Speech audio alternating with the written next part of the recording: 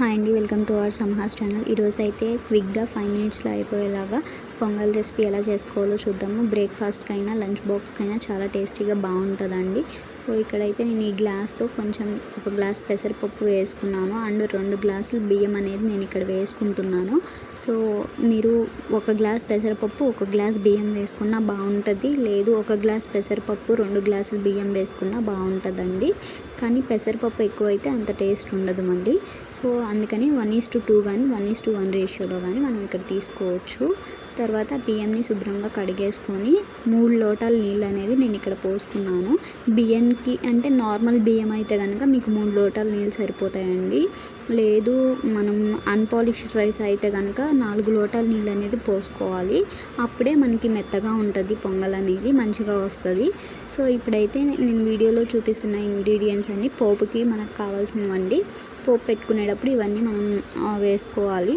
So దానికి జీడిపప్పు, మిరియాలు, కొంచెం జీలకర్ర అండ్ కొంచెం కరివేపాకు అవన్నీ తీసుకున్నాను నేను. తర్వాత కొంచెం చూసారుగా చక్కగా ఎట్లా వచ్చేసిందో. ఇది అనేది నేను అన్పాలిష్డ్ రైస్తోనే చేశానండి. సో అందుకని మనకి అలా ఉంది. వాటర్ అనేది ఎక్కువ పోసుకోవాలి దీనికనేది. సో మెత్తగా అయిపోయింది చూసారా, ఇలా జారుగా ఉంటేనే మనకి పొంగల్ రుచి అనేది బాగుంటుందండి. సో అందుకని నేను ఎక్కువ వాటర్ వేసుకొని ఇట్లా చేసుకొని, మీకు ఇంకా వద్దు అంత లూజ్గా వద్దు అనుకుంటే కనుక వాటర్ కొంచెం తక్కువ పోసుకోండి, సరిపోతుంది, చాలా బాగుంటుందండి. పొంగల్ ఇలా ఉడికిపోయిన తర్వాత మనం సాల్ట్ వేసేసుకోవాలి. లేదు మీరు ముందే వేసుకుంటానన్నా ముందే వేసుకోవచ్చు, పోపులో వేసుకుంటానన్నా పోపులో కూడా వేసుకోవచ్చు.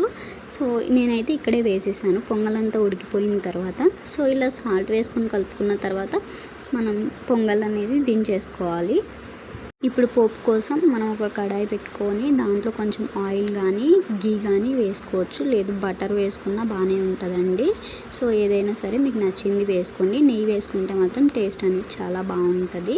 సో దాంట్లో కొంచెం ఆవాలు, సాయిపప్పు, పచ్చిపప్పు అంటే తాలింపు దినుసులకి మనం ఇవి ఎక్కువ వాడతాం కదా, అవి కొంచెం మిరియాలు వేసుకుంటున్నాను అండ్ కొంచెం అల్లం ముక్కలు, కొంచెం పచ్చిమిర్చి అనేది నేను ఘాటు కోసం వేసుకున్నానండి.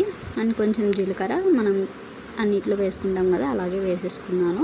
అండ్ మీకు కనుక కారం వద్దు అనుకుంటే కనుక మీరు పచ్చిమిర్చి అనేది స్కిప్ చేసేయచ్చు. చిన్నపిల్లలకి అయితే పచ్చిమిర్చి వేయని అవసరం లేదు, మామూలుగా వండేసుకోవచ్చు అనమాట. మనం ఘాటు ఎక్కువ తినే వాళ్ళు అయితే కనుక పచ్చిమిర్చి వేసుకోండి.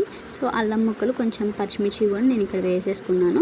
సో అవి కొంచెం పచ్చివాసన పోయి పచ్చిమిర్చి కొంచెం వేగేంత వరకు సిమ్లో పెట్టుకొని ఈ పోపు అనేది పెట్టేసుకోవాలి.